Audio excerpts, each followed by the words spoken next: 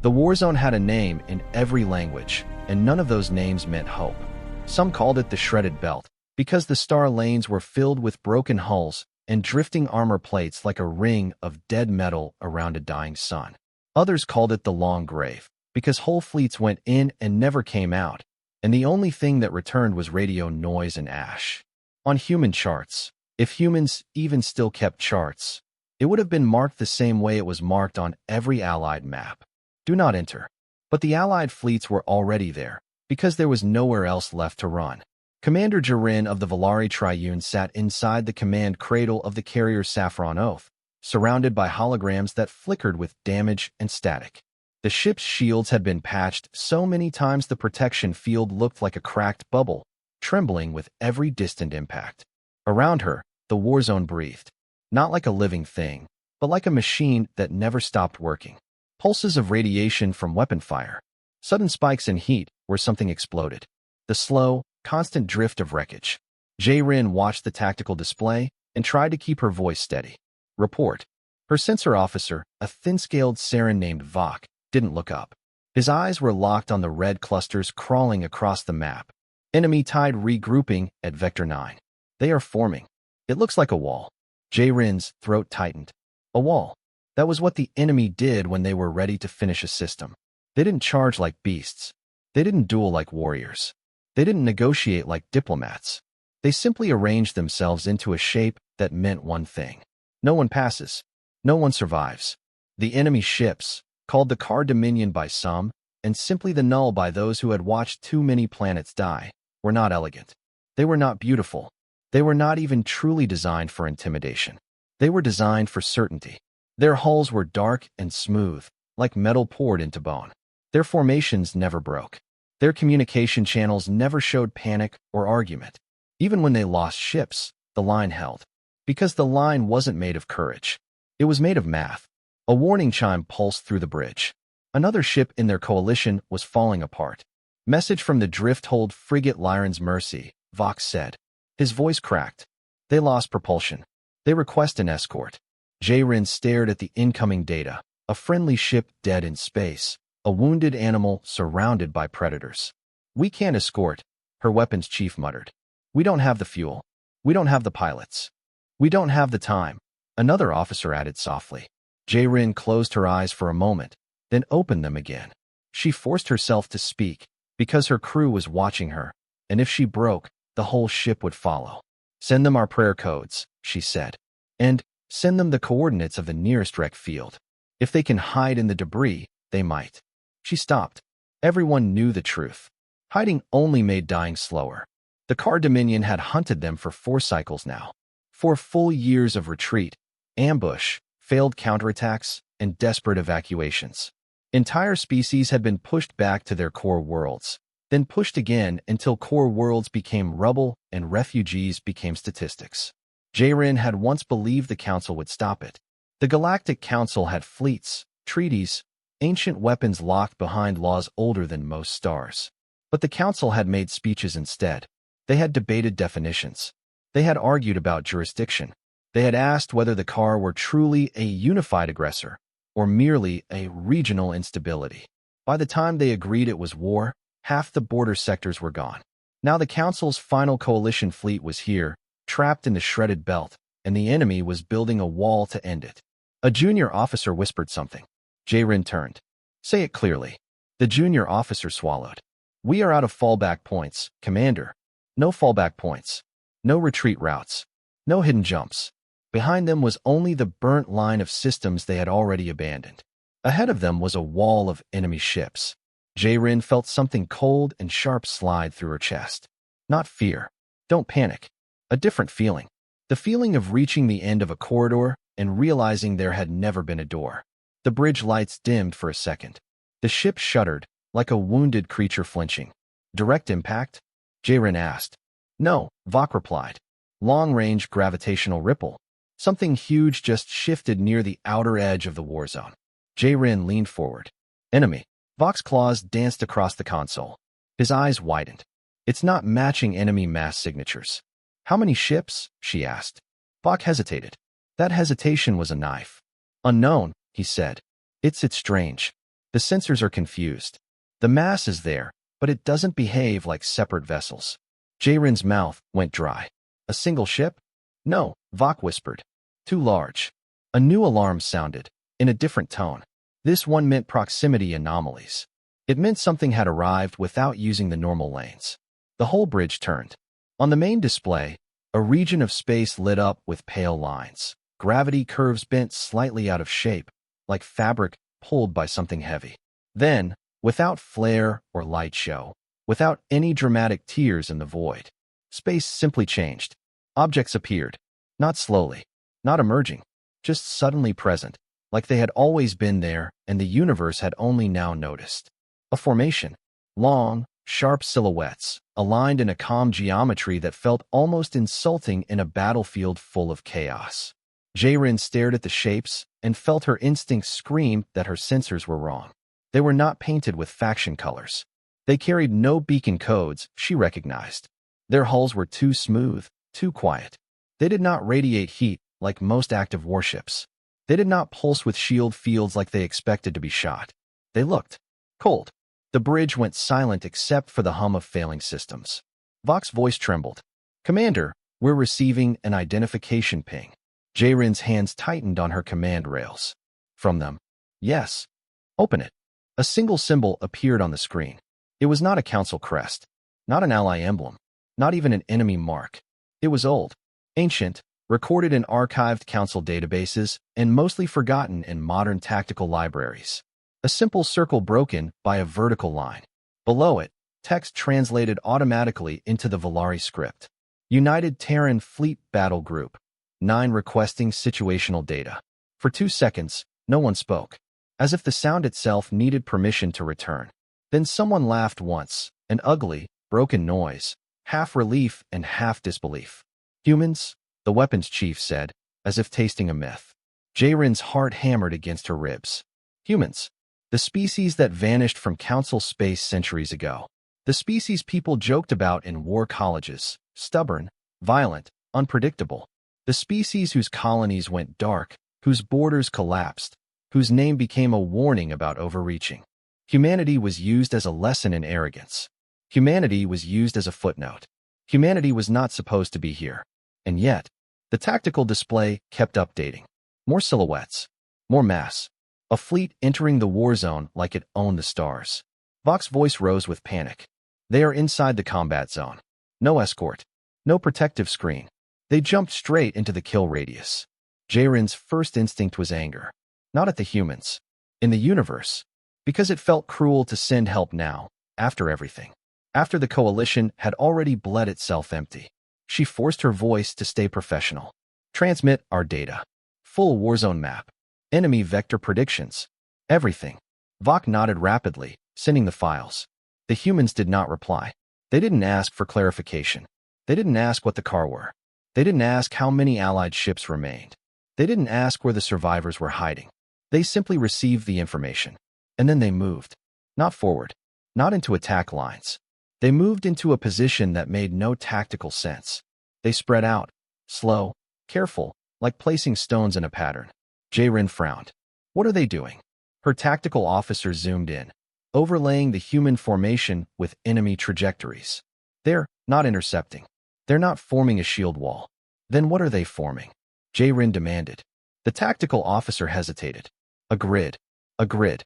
A simple word that made no sense in the context of a battle. At that same moment, the enemy wall reacted. The Car Dominion did not panic. They did not hesitate.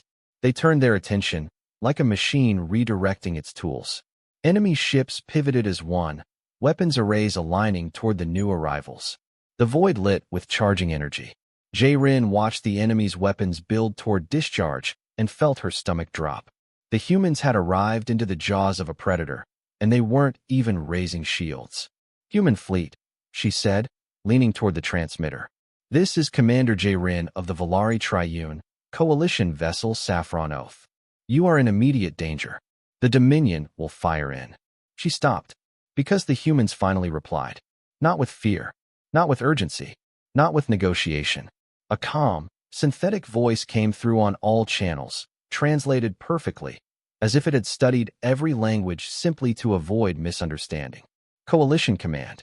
We acknowledge the battlefield. Pause. Do not engage. Do not advance. Another pause, almost gentle. Please observe. Observe, someone whispered. Jae-rin's claws dug into her rails. What are they? The enemy fired. A storm of lances and kinetic streaks crossed the war zone. The kind of barrage that had shattered moons. The kind of strike that had erased stations in seconds. The shots hit the human formation. And nothing happened. Not in the way Jae-rin expected. There was no explosion. No shield flare. No debris. The enemy's weapons simply stopped existing in the space between. As if the shots had been removed from the universe mid-flight. Jae-rin's breath caught. What? Her weapons chief choked. Vox shouted. Sensors can't track the impact. There is no impact. The enemy fired again. The same result. No flare. No collision. No measurable exchange of force. The war zone was swallowing the enemy's attacks like they were never real. Then the humans activated something. Not loud. Not bright. A pulse went out, soft, almost invisible, like a ripple through cold water. On Jae-rin's sensors it registered as a strange, synchronized signal across multiple dimensions of analysis. Electromagnetic, gravitational, subspace harmonic. It was not an explosion. It was a command. Vox screamed. Enemy signatures collapsing. Jae-rin snapped her head to the main display. The red clusters, the enemy wall that had haunted them for 4 years, began to dim. Not burn out. Dim. Like lights being turned off. One by one, enemy ships went dark. Their weapon heat vanished. Their engines cut. Their formation coherence broke. Some drifted. Some simply fell apart, as if the internal structure forgot how to stay solid. But there were still no explosions. No heroic dogfights. No screams. Just a fleet being erased from relevance. In less than a heartbeat, the largest enemy formation in the war zone became nothing but silent shapes, dead weight floating in space. The Allied bridge was frozen. Jae-rin could not move. She could not speak, because her mind couldn't accept it. Instant victory was not real. Instant victory was a story told to children. In war, nothing ended instantly. Not suffering, not fear, not death. And yet, on the tactical display, the enemy force that had slaughtered entire sectors had just been neutralized like a nuisance. The humans did not cheer. They did not chase. They did not even adjust formation. They held position like statues, as if they had simply completed a routine. A final message came through from the same calm voice. Threat level reduced. Warzone secured. Pause. Coalition command. Please confirm you have medical and evacuation capability.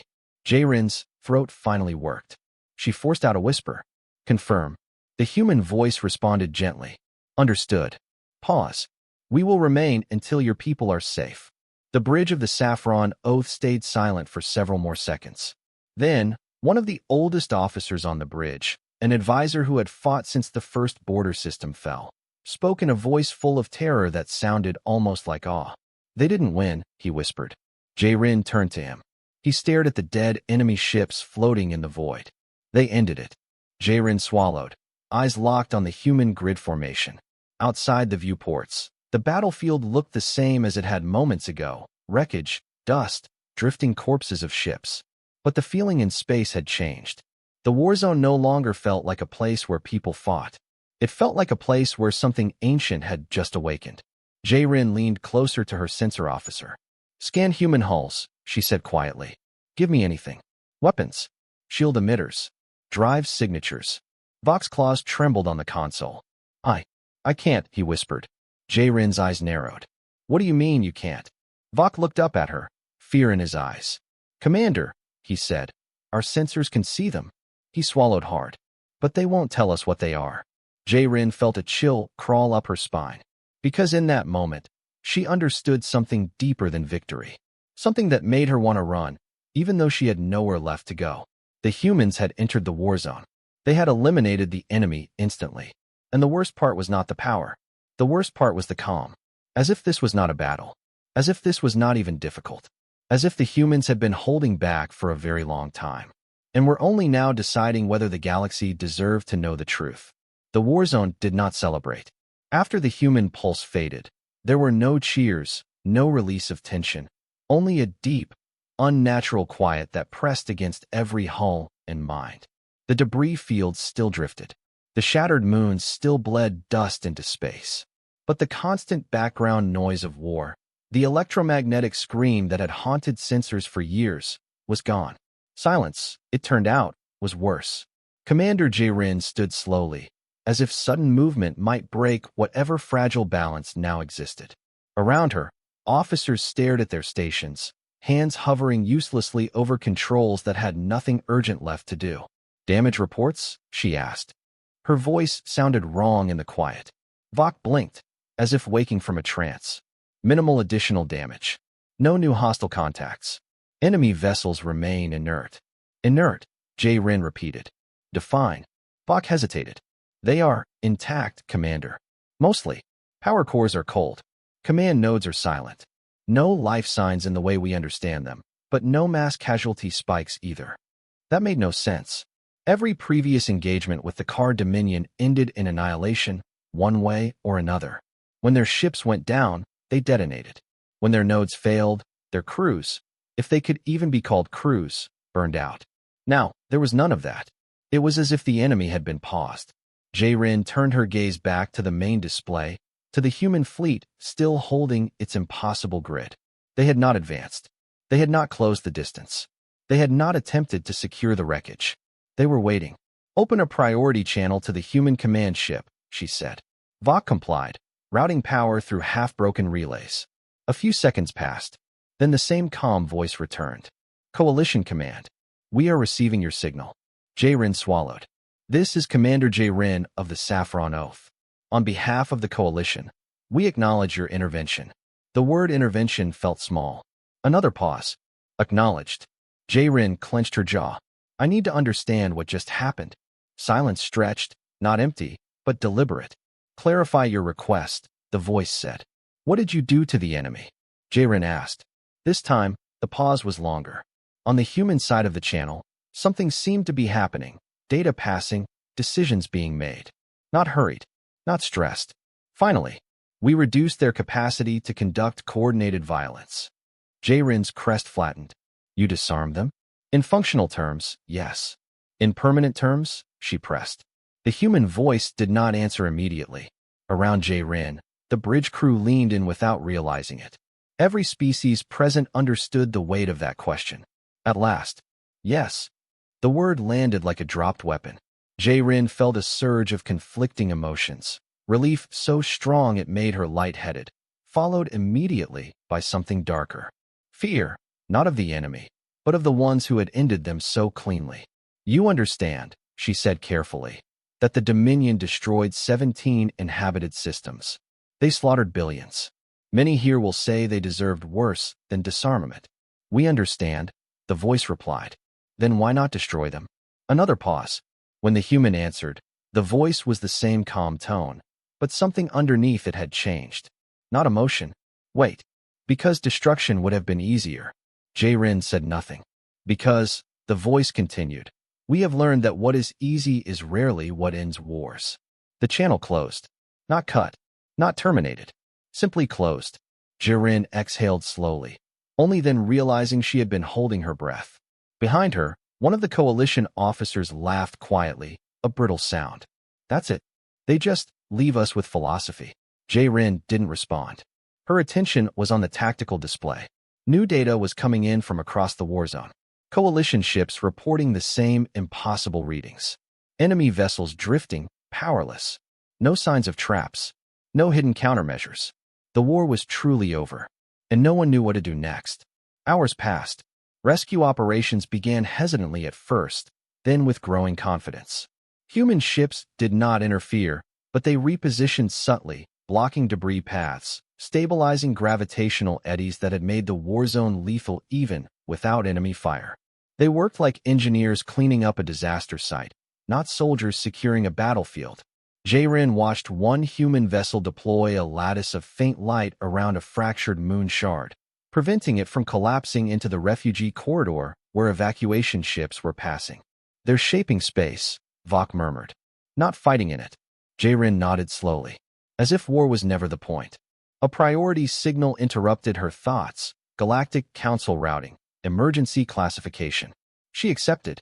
The face that appeared was High Arbiter Seleuan, his plumage immaculate despite the panic that radiated from his eyes. Commander J-Rin, Seleuan said quickly, confirm reports. Did the human fleet neutralize the Dominion? Yes, J-Rin replied. Instantly. Seleuan's feathers shuddered. Define neutralize. They can no longer fight, she said. Not here. Possibly not anywhere. Silence on the council channel was immediate and absolute. Then Seleuan spoke again, slower now. Where are the humans? In the war zone, J-Rin answered. Holding position. Assisting with stabilization. Seleuan's eyes narrowed. Did they declare authority? No. Did they issue demands? No. Did they threaten the council? J-Rin hesitated. No, she said truthfully. They didn't need to. The Arbiter swallowed. Commander, do you realize what this means? J-Rin looked out at the stars, at the quiet where screaming weapons had been moments before. Yes, she said. But I don't think the council does. Seleuan leaned closer to the screen. Explain. They didn't save us to earn favor, J-Rin said. They didn't do this for territory, or resources, or influence. Then why? Seleuan demanded. J-Rin closed her eyes briefly. Because they decided the war had gone on long enough. The channel ended. Later, as evacuation efforts continued, J-Rin found herself staring at the inactive enemy vessels. Up close, they were unsettling, vast, dark shapes that felt less like machines and more like ideas made solid. She opened a narrowband scan, risking interference. Any change? She asked Vok. No, he said. But, Commander, there's something strange. Go on. The Dominion ships are still communicating, Vok said slowly. Internally. Weakly. Like echoes. Meaning, they're thinking, Vok whispered. But they can't agree with themselves anymore. J-Rin felt a chill. The humans didn't kill the enemy mind, she said. They shattered it. Yes, Vok replied. They turned a singular will into individuals. J-Rin understood then. The Dominion had never been evil in the way stories made them. They had been efficient. Unified. Certain. Humanity had taken that certainty away. She wondered what it would feel like to wake up after centuries of being part of something vast and unquestioned, and suddenly be alone inside one's own thoughts. Was that mercy? Or was it a punishment more severe than death? Her thoughts were interrupted by a new signal, not a fleet-wide broadcast, but a direct transmission to her ship alone. Human origin. She accepted. This time, the voice was different. Still calm, but unmistakably human. Commander J-Rin, it said. This is Admiral Elaine Ward, United Terran Fleet. A name. A rank. A person. J-Rin straightened. Admiral. You handled your people well today, Ward said. That matters. J-Rin hesitated. You intervened without warning. Yes, Ward replied. If we had warned you, the enemy would have adapted. Adapted to that? J-Rin asked. Ward was silent for a moment. Commander, she said quietly, there are things in this universe you don't fight for by giving them time to understand you. J-Rin absorbed that. Is this the beginning of something new? Ward's answer came slowly. That depends, she said, on whether the galaxy believes today was a rescue or a warning. The channel closed. J-Rin remained standing long after, staring at the human fleet. They had arrived without ceremony. They had ended a war in a heartbeat. And now they waited, calm, patient, and unreadable. The enemy was gone. But for the first time since the war began, J-Rin was not sure who frightened her more. The first enemy ship woke up screaming. Not with sound. There was no atmosphere for that. But with a spike of incoherent signals that tore through coalition sensors like a psychic wound. J-Rin felt it in her skull before the alarms even registered, a pressure behind the eyes, a sense of wrongness spreading across the bridge. Commander, Bach shouted. One of the Dominion vessels just reactivated, partially. J-Rin snapped to the display. A single enemy hull, previously dark and drifting, now glowed faintly from within. Not power, conflict. Its internal systems were fighting each other. It's not rebooting, Vox said rapidly. It's fragmenting. Multiple command attempts, all colliding. J-Rin's instincts screamed danger. Weapons. No charge. But its structure is destabilizing. If it collapses, it could tear a hole in local space. Before she could issue an order, the human fleet reacted. One human ship detached from the grid. Not fast, not dramatically. It simply wasn't there anymore. And then it was beside the enemy vessel, close enough that J-Rin's sensors struggled to separate the two shapes. A soft pulse followed. The Dominion ship went still again. No explosion, no collapse, just quiet. J-Rin stared, her pulse racing. "They're monitoring the enemy," she said. "Even now." Vok nodded slowly. "And intervening only when instability appears." "Like caretakers," J-Rin murmured. The word felt dangerous. Within hours, similar incidents occurred across the war zone. Former Dominion ships flickered with confused activity, bursts of signal, aborted maneuvers, fragments of communication that meant nothing and everything at once. The enemy was not dead. It was lost. Coalition scientists began feeding data into emergency models, trying to understand what humanity had done. The conclusions were unsettling. They didn't shut down the ships, one analyst reported via tight beam. They shut down the agreement. J-Rin tilted her head. "Explain." "The Dominion operated as a unified cognition," the analyst said. "Every ship, every node, every decision reinforced the same conclusion. Humans didn't destroy that mind. They introduced contradictions at the most basic level." J-Rin felt a chill. "They taught the enemy to disagree with itself." "Yes," the analyst said. "And disagreement is lethal to something built on certainty." That knowledge spread quickly, and with it, fear. The Galactic Council reconvened in an emergency session less than a cycle later. This time, there were no ceremonial delays, no procedural arguments, just raw panic, thinly disguised as authority. J-Rin was ordered to attend remotely. The chamber was chaos, delegates speaking over one another, translation matrices struggling to keep up. Words like weapon, violation, precedent, and existential risk echoed through the feed. Finally, High Arbiter Seleuan struck the floor with his staff, forcing silence. "We are not here to debate the Dominion," Seleuan said. "That threat has been altered. We are here to discuss humanity." Every eye turned toward J-Rin's projection. "Commander," Seleuan said, "you were closest to the human fleet. Did they declare limitations on their actions?" "No," J-Rin replied. "They declared restraint." A ripple of unease moved through the chamber. "Clarify," Seleuan demanded. "They intervened once," J-Rin said. "Decisively. Then they stopped. They have not expanded control. They have not claimed territory. They have not issued ultimatums." A delegate hissed softly. "That makes it worse." J-Rin met their gaze. "It makes it deliberate." Another voice cut in, sharp, accusatory. "They rewrote the nature of an entire species. That is not warfare. That is dominion." Before J-Rin could respond, a new presence entered the chamber without warning. Not physically, digitally. The council's systems flickered. Security protocols lit up too late. A human figure appeared at the center of the chamber projection, not armored, not imposing. Just a woman in a simple dark uniform, hands folded calmly behind her back. "Admiral Elaine Ward." "I apologize for the intrusion," she said evenly. "But your debate concerns us, and we prefer not to be misunderstood." The chamber erupted. "How did you breach?" "This is a closed session. You have no authority." Ward waited, and somehow, the room quieted. "We did not rewrite the Dominion," Ward said. "We removed a constraint." "A constraint?" Seleuan echoed. "Yes," Ward replied.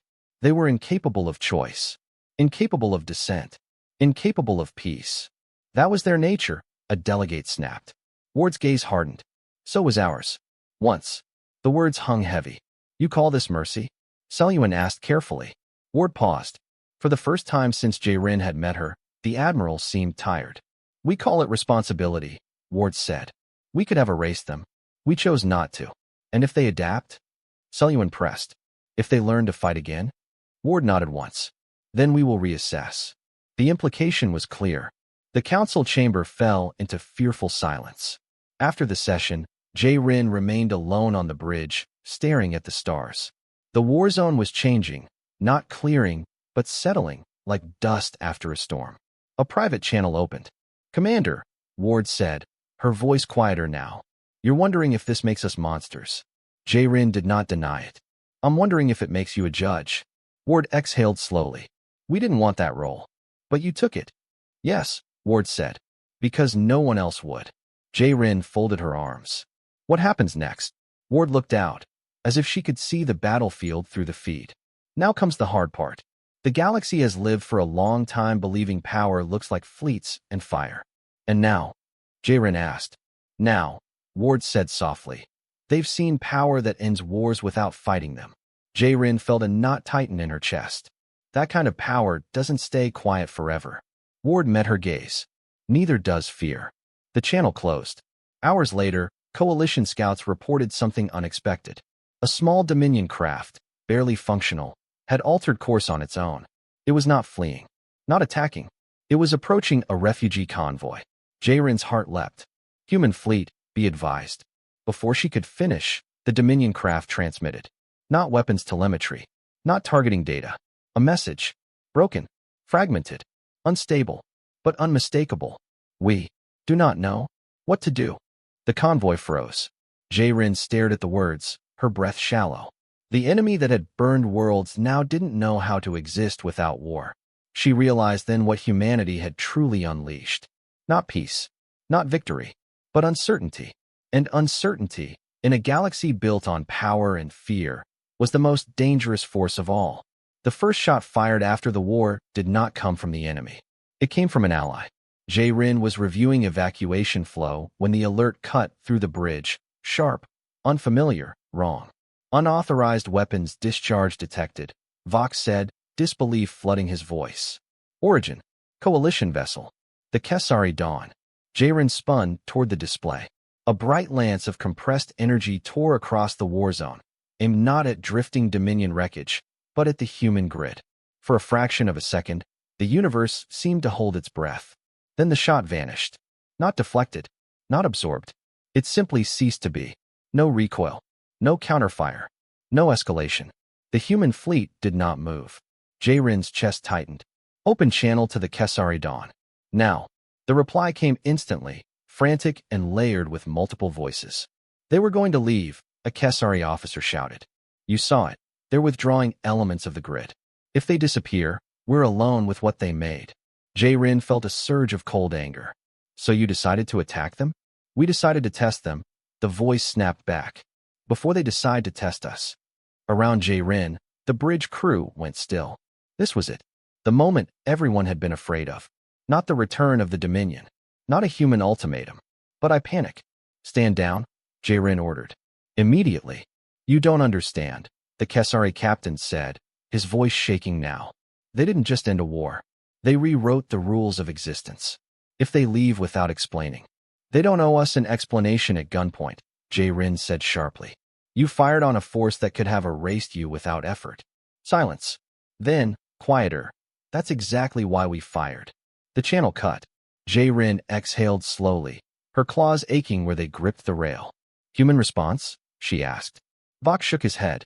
None. That's worse, someone muttered. Across the war zone, the incident rippled outward like a fracture in glass. Coalition ships tightened formations. Weapons powered up, not aimed, but ready. Fear was finding its shape. Jaren watched as the human grid subtly adjusted. Not retreating, not advancing, isolating. The Kesari Dawn found itself suddenly enclosed, not surrounded by ships, but by absence. A region of space where signals bent, where trajectories softened, where movement felt discouraged. They're containing them, Vok whispered. Jaren nodded. Without touching them. A private channel opened. Admiral Ward appeared again, her expression unreadable. Commander, she said, you are witnessing a familiar mistake. Jaren swallowed. Fear. Yes, Ward replied. Yours once drove you to build bigger weapons. Ours drove us to build quieter ones. You're not retaliating, Jaren observed. No, Ward said. Because that would teach the wrong lesson. On the tactical display, the Kesari Dawn fired again. Multiple shots this time, frantic and unfocused. None reached their target. Instead, something stranger happened. The Kesari Dawn's weapons systems powered down, gently, as if convinced rather than forced. The ship drifted, unharmed, helpless, and very much alive. A message broadcast across all coalition frequencies. Not a threat, not a warning, a statement. We will not punish fear, Ward's voice said, now public and unamplified. But we will not allow it to become violence. The silence that followed was different from before. Heavier. Ashamed, the council responded within minutes. This time, there were no accusations, only demands. Emergency envoys arrived in system, protected by human-created corridors that bent space just enough to make travel safe. J-Rin was summoned to an in-person summit aboard a neutral station, one hastily rebuilt from wreckage, orbiting a scarred star.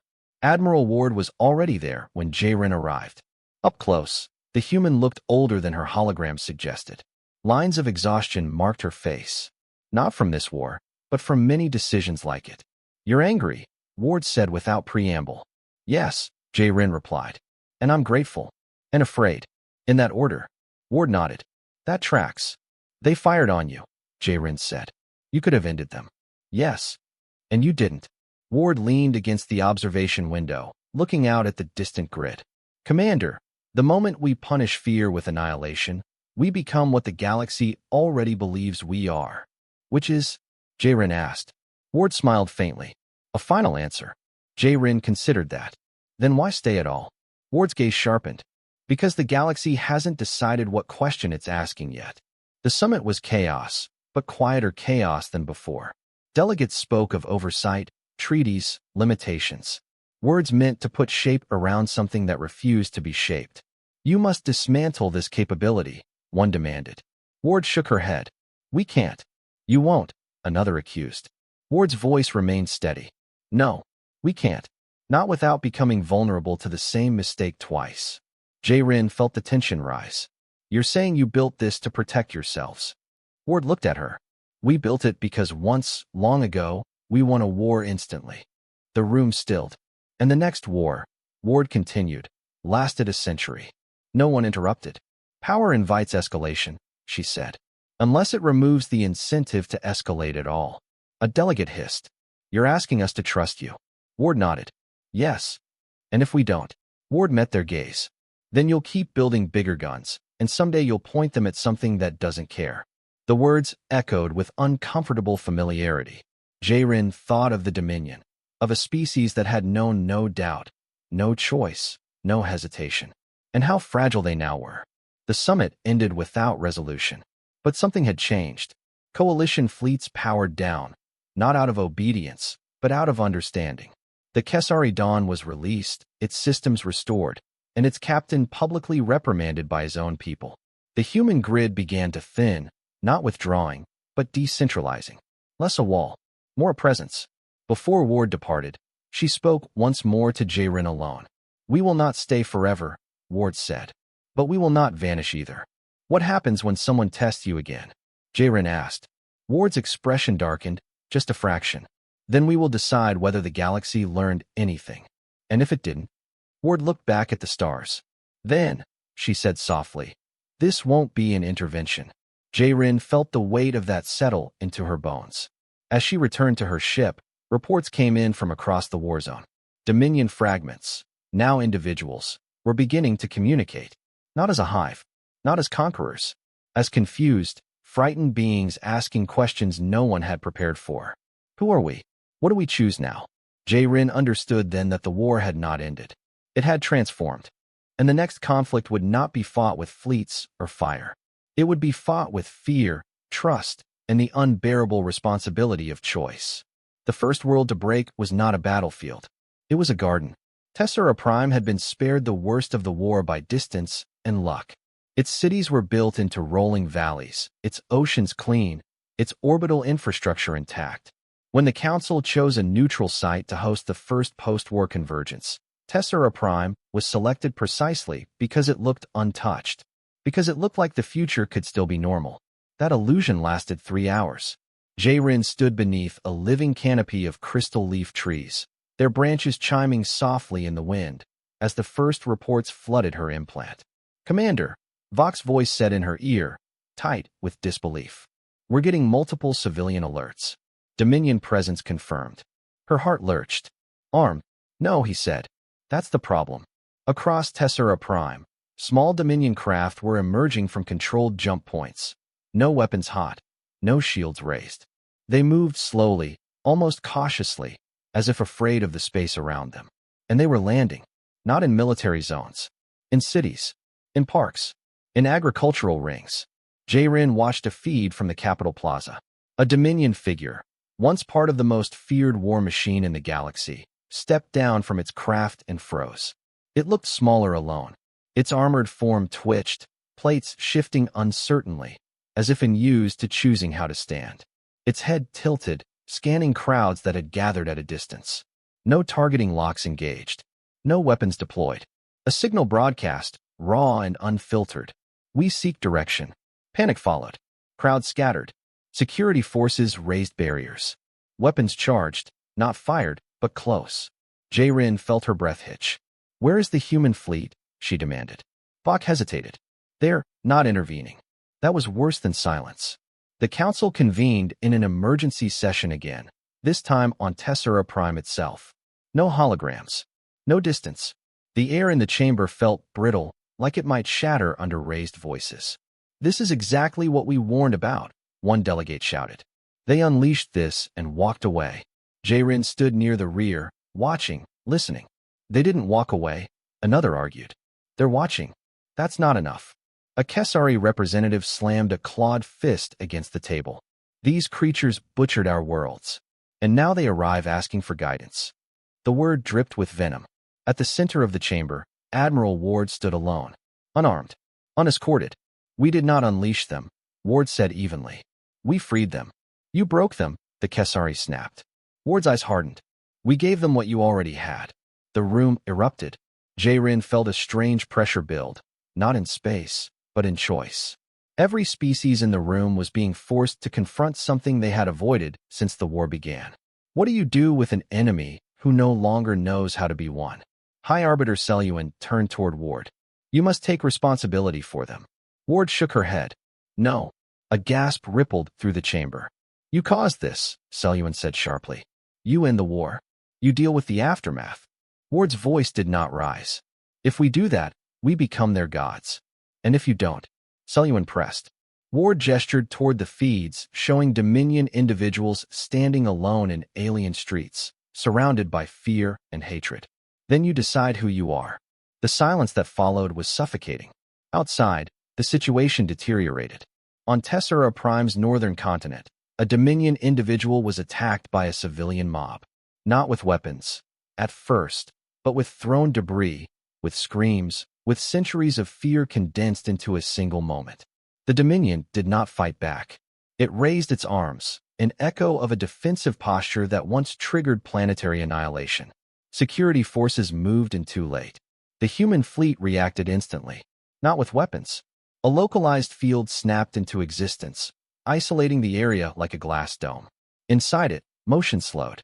Violence softened, like sound underwater. Admiral Ward's voice echoed across public channels. "Stop." Not shouted, not commanded. Spoken. The mob froze, confusion rippling through them as the field faded and normal physics returned. The Dominion individual collapsed to its knees. Ward's voice followed, quieter now. "This is what we refuse to be," she said. "We will not rule you. We will not cleanse your fear for you. But we will not allow you to turn that fear into slaughter." J-Rin felt something in her chest crack open. Humanity was drawing a line. Not in space. In behavior.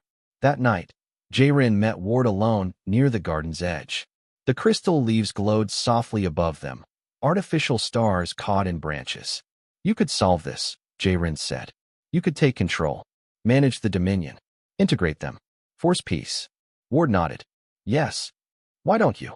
Ward looked tired in a way J-Rin recognized. The fatigue of command layered on top of moral exhaustion. "Because that's how it starts," Ward said. "Every empire believes it's temporary. Every guardian believes it knows best." She met J-Rin's eyes.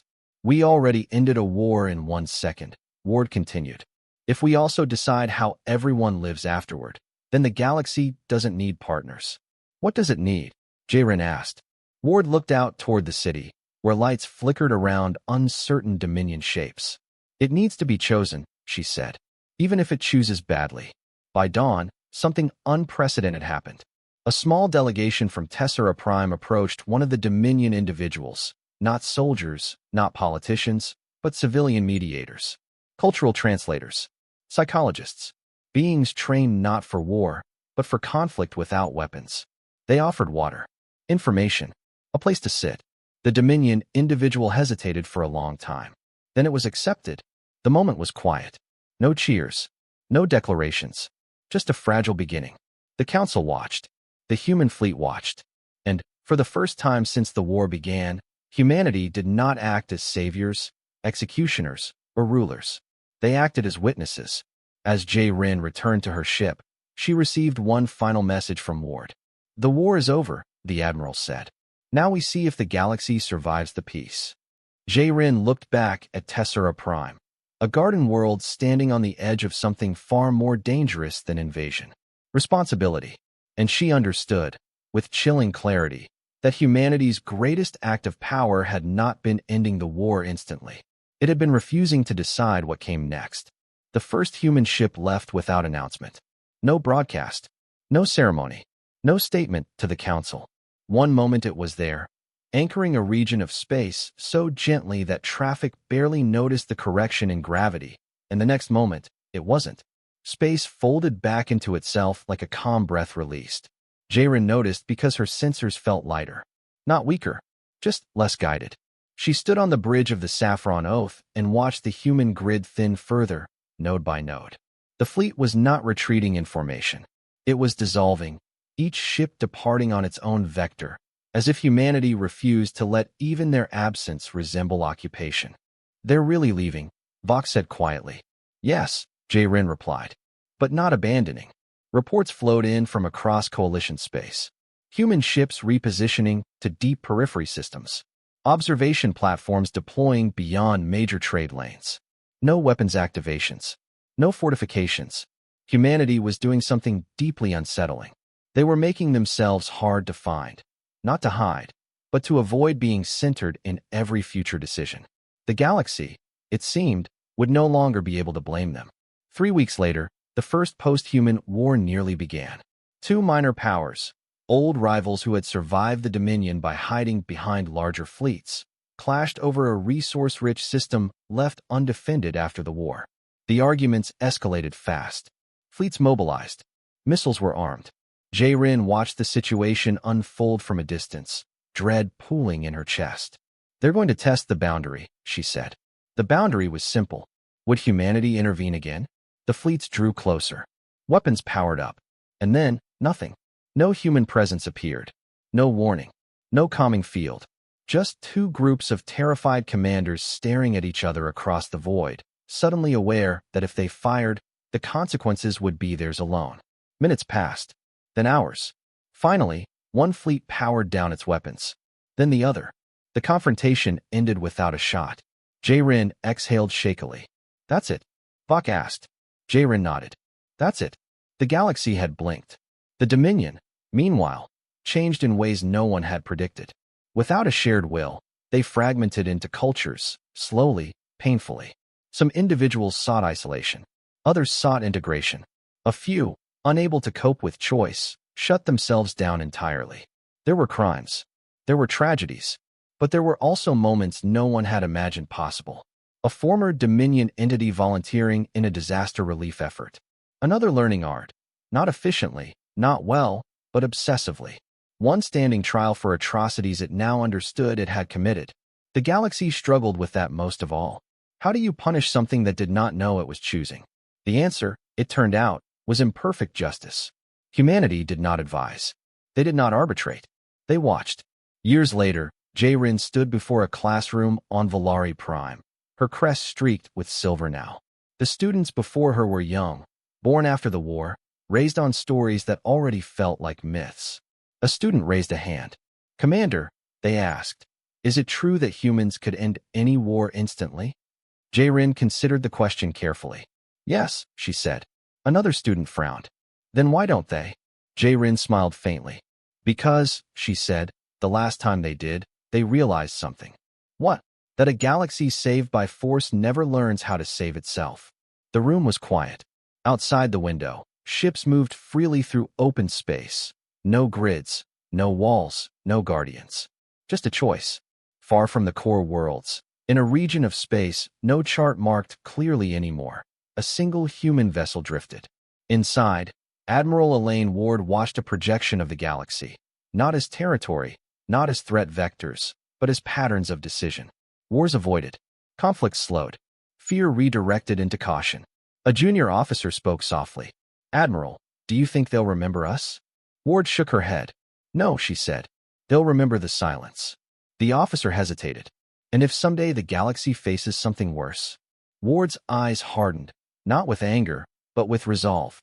"Then we'll return," she said. "Not as conquerors, not as rulers, not as gods." She looked out at the stars, but as a reminder of what it costs to end a war in 1 second.